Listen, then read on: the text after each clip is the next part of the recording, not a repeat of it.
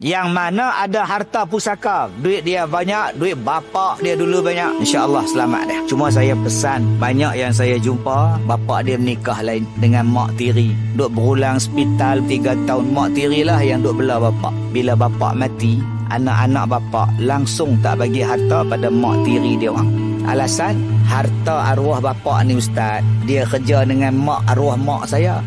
Kami tak bagi ustaz. Pasal apa tak bagi? Itu isteri dia sah. Memanglah dia sah, tapi rumah ni tapi.